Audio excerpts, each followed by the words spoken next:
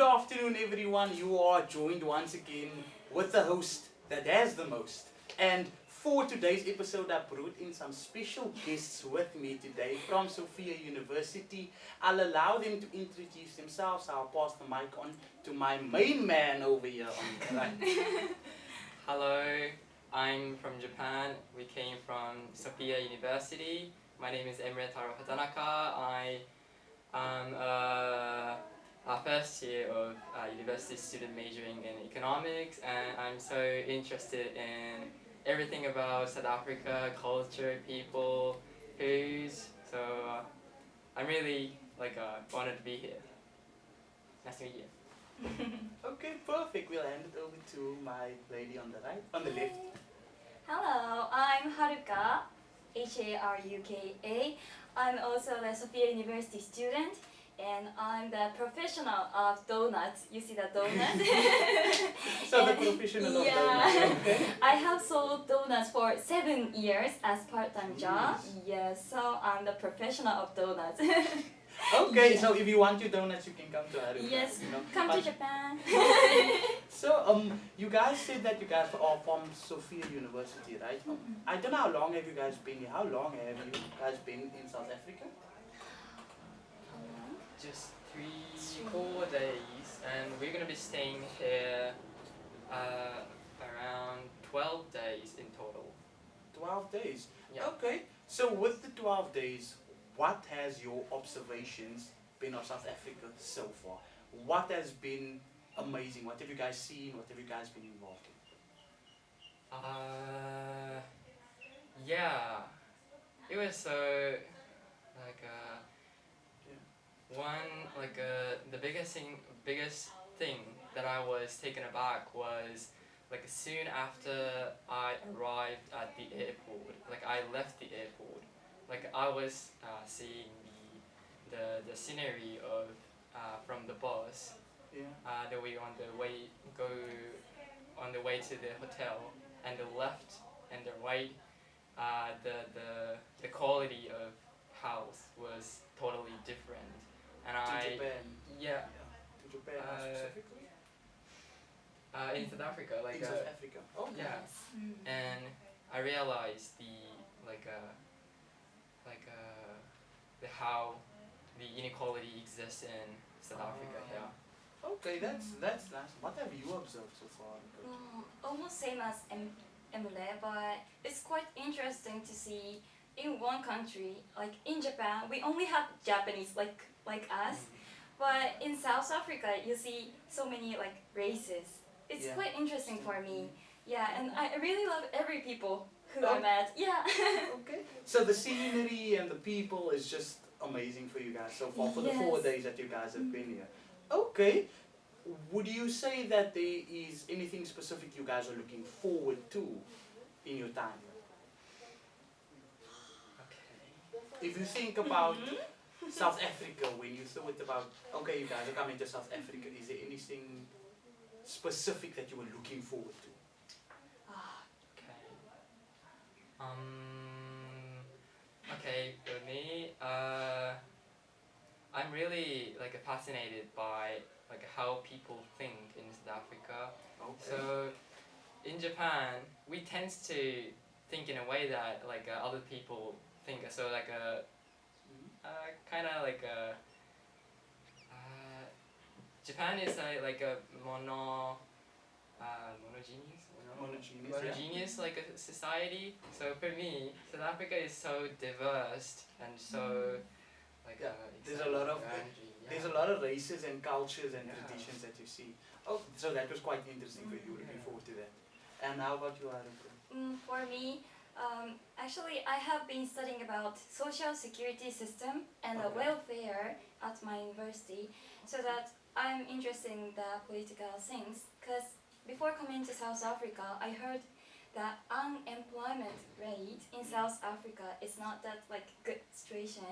Yeah. So that I want to deepen my knowledge about unemployment situation and how to I want to know how to improve that situation. Yeah.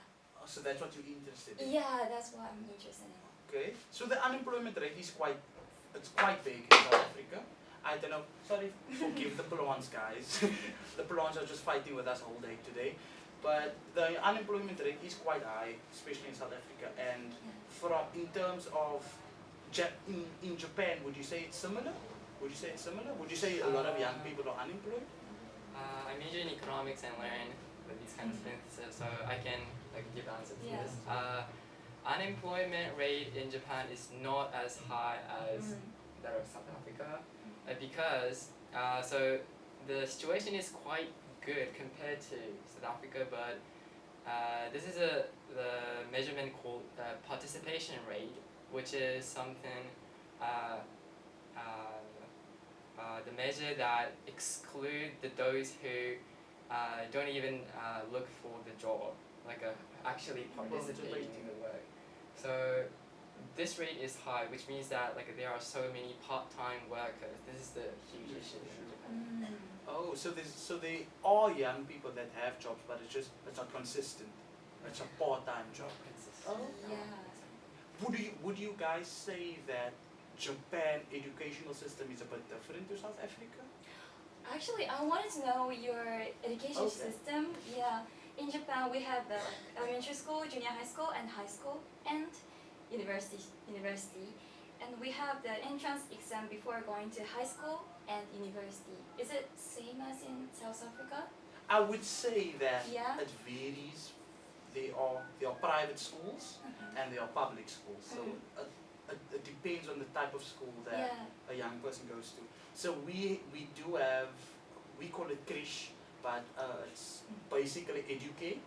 So at the young age, those are for young kids that are about, I would say, 3 years old to 5 years old. So they are pretty young. They learn the basics of shapes, numbers, colors, all of those things. Then we have, instead of junior high school, we have primary school. So those are 7 grades. And then we do have an entrance exam for you to get into high school and university. So it's roughly the same. But in terms of education, you would say we have 13 grades basically from a young age. Is it the same for you guys? How many years do you guys spend on school? From primary school, 12 years. So about 12 years of school you guys spend. For primary school and junior high school, 3 years. Yeah, and high school 3 years.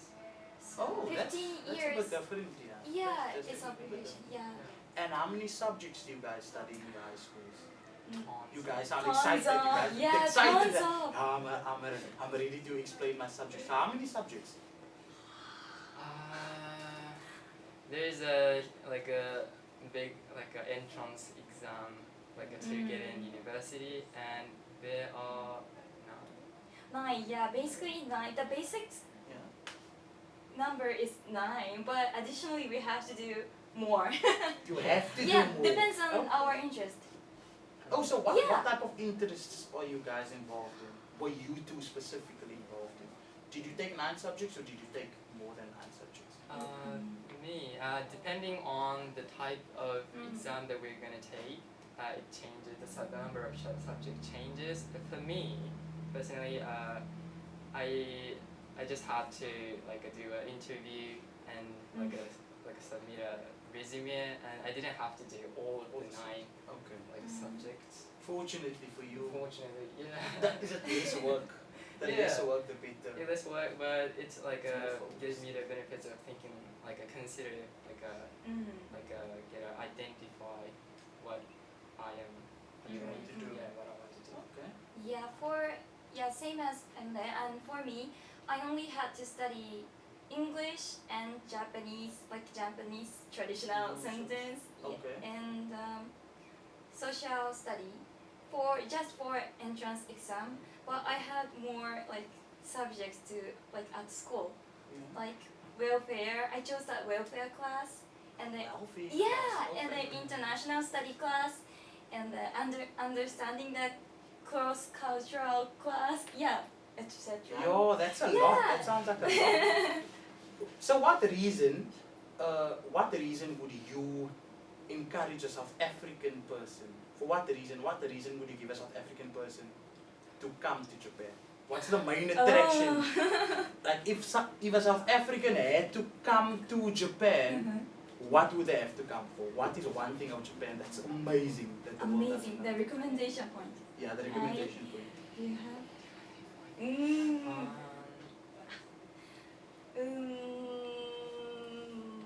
Let me see. So basically, sorry if I could just get at the mic. I doubt Yeah, that the yeah, yeah, students can hear.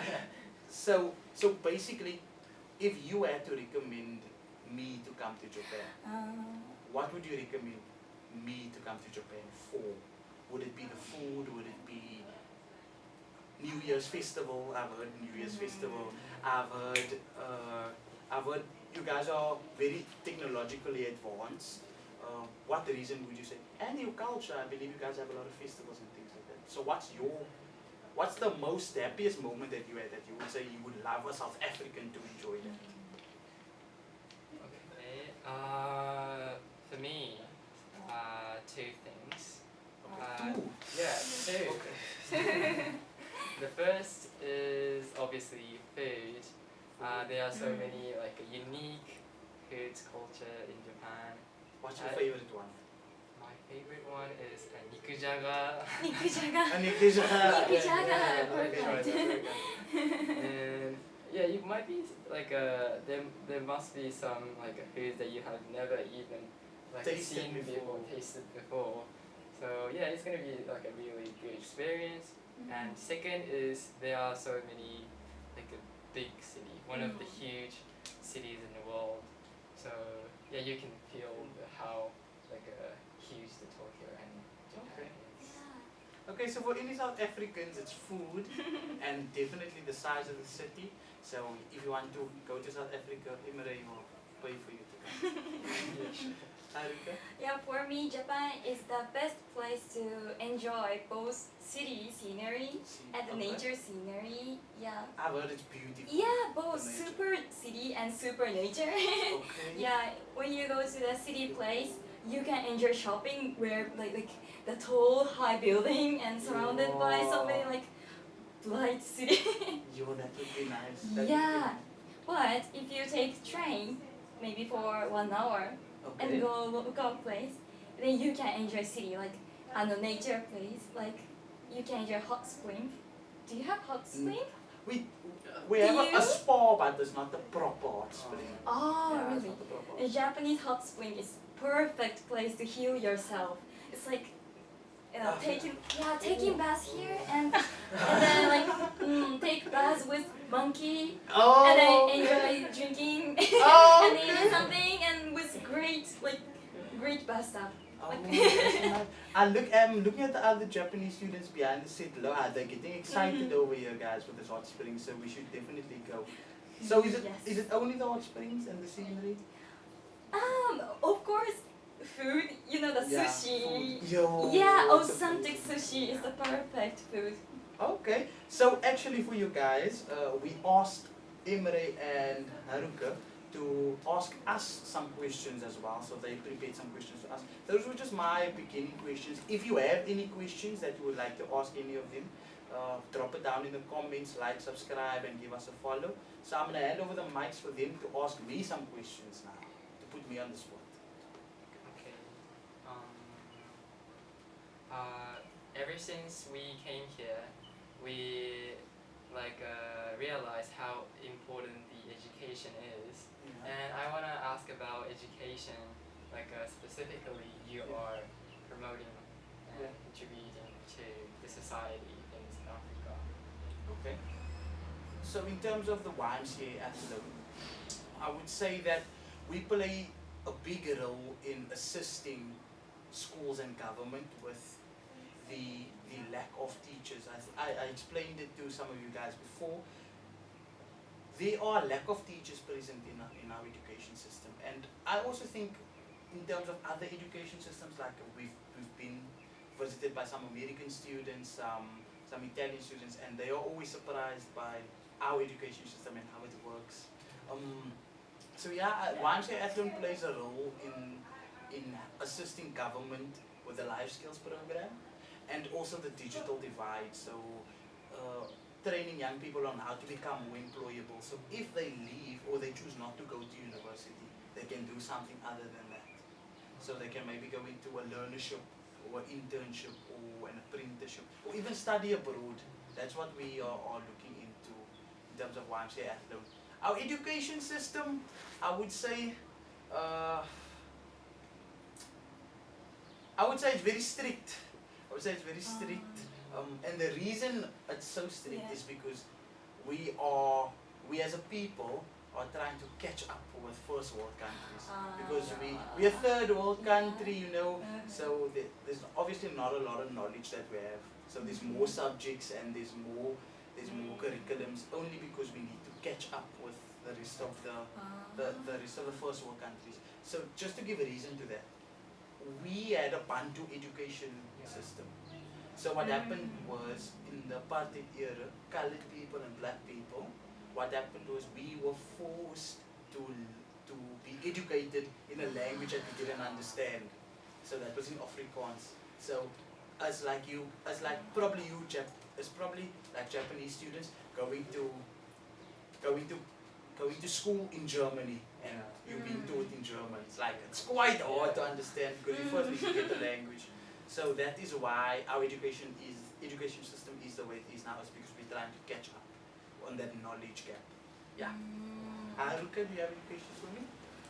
Really, this is different type of question, but I want to ask you about the children. Yeah. Because YMCA has chance to give lecture to little kids, right? The small ones. Yeah, from 3 ages. 3 ages, yeah. 3 ages to 18. To 18, yeah. Yeah, 18, right? So, what is your tips to communicate with little children? Because it's quite difficult. It's quite difficult, right? yeah. So I want to ask you about it. Okay. Tips. I would say be patient. Firstly, I think if you're working with young kids, they obviously take some time to learn. And I think the best way to work with a young kid is to build a close relationship. There's this term that we are taught by occupational therapy students, and that's the term universality. That is when you and someone else has something in common, and you have a discussion and you have a lot in common. Whether it can be sports, it could be the community, it could be anything. And young kids, they are very friendly, especially in South Africa. I don't know if you noticed, but South Africans are very social people compared to other countries, and that's because young kids are very social. We are taught at a young age to be very social. So if you're working with young kids and developing them, you need to first have patience and create that sense of belonging, and then go about from there. So how we normally deal with them is we will sit down, we have a conversation with them, or we have a program with them with sports, and it's something that they like. It could be soccer, it could be netball, it could be drawing, it could be art, it could be helping with homework, cars, maybe speaking about anime and cartoons, it could be anything. So that is our approach, approaching young people in something that they love and they can connect to us about, and then from there they look at you and they'll say like, this is the type of person I want to be, this is my role model, and then they'll obviously take respect, and from there they'll listen to you, things like that. Yeah, I don't know if it answered the question. I want to ask something. That just spoke from our heart. Can I add something? Yes, you may. Were you good at creating a bond, like a profound bond with the children when you started? When I started, when I started, I would say that I was one of those problem children also. so I was a problem child as well at the YMCA. Yeah. So I know how the children are. I know what buttons they push. I know what happens with them when they are hungry, sad, angry. So I would say I'm very good at creating a bond with them, because when I step into the program, they're all like, Liam, and things like that. It's nice to see you, and stuff like that. So I think I'm very good. I think I'm a good social person.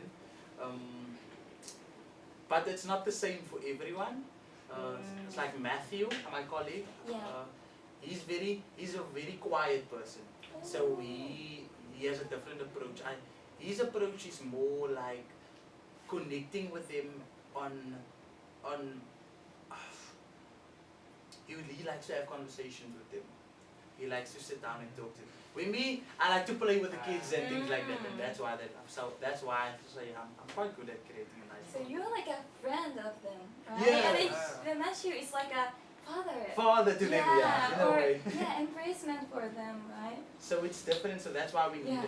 So that's why we need a big group of people, Yeah. or a big group of leaders, because everyone is different and everyone has their own leadership style.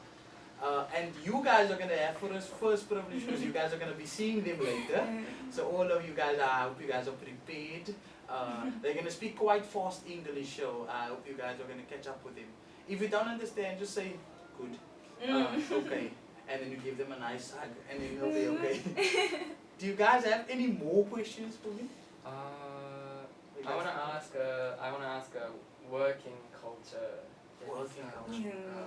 In Japan, we start working at 8, 9, and it finishes at 5 p.m. 5 p.m.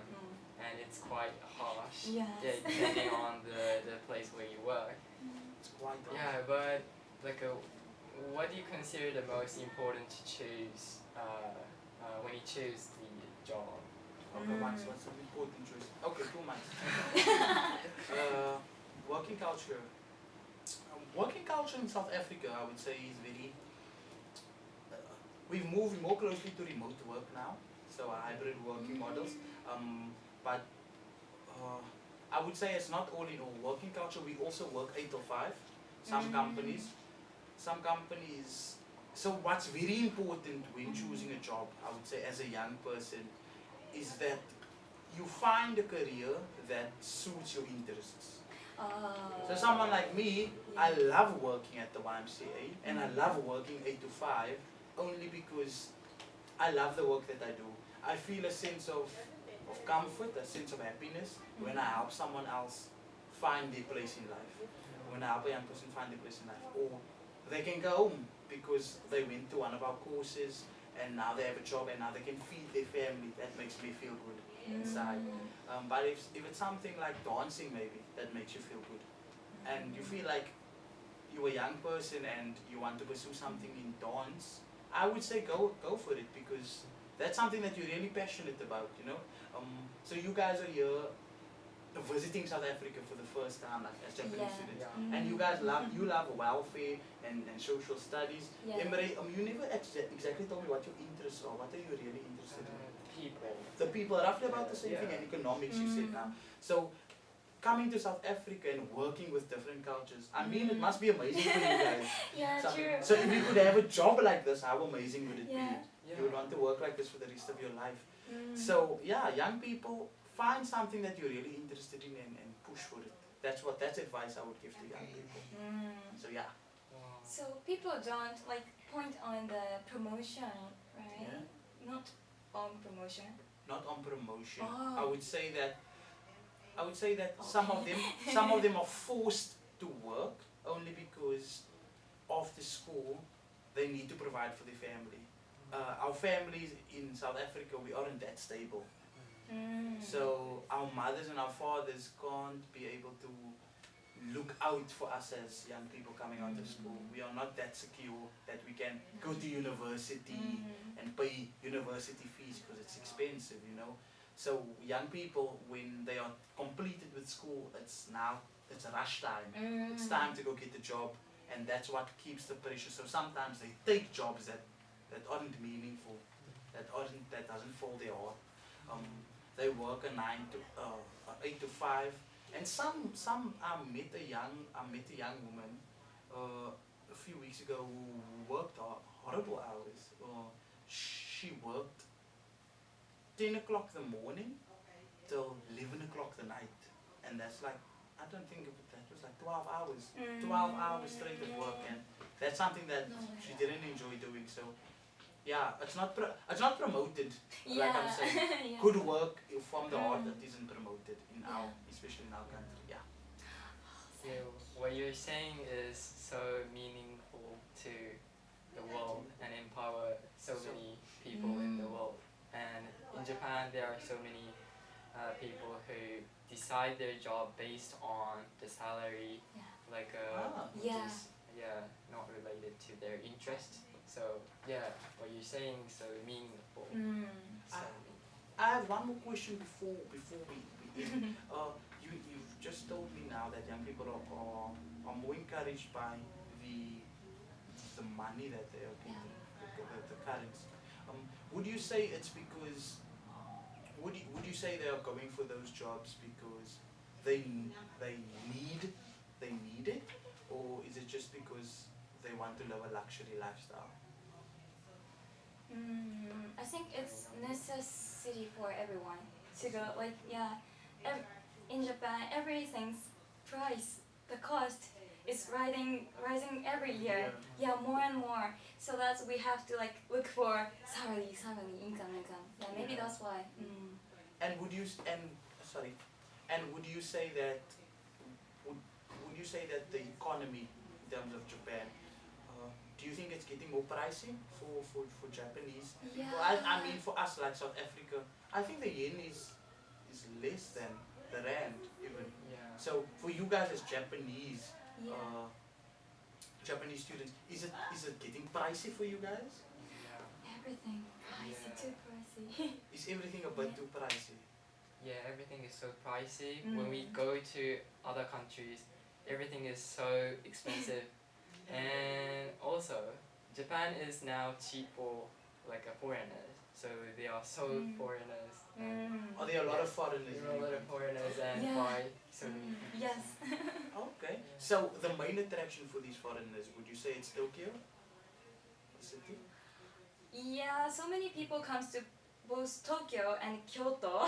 Kyoto. Kyoto is a like historical place where there are temples and shrines, so you can like see the authentic Japanese traditional things. Yeah. Okay, because of time, ladies and gentlemen, we're gonna have to cut off this podcast.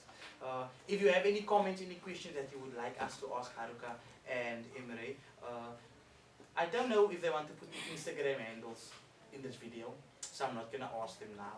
But you can comment on the video and I'll ask them personally to answer your questions. So without any further ado, it's nice to have you here, Emre. It was such a good experience, and you, Haruka. Thank you. They are the rest of the Japanese students. I'm gonna give them a chance to shout hi on 3, 2, 1. Hello. Hello. I don't know if you could hear them, but they are here, they are present. So yeah, I'm gonna cut off the podcast with a peace and love, heart love, and welcome back to the season 2 premiere. Well done, ladies and gentlemen. Goodbye. Goodbye.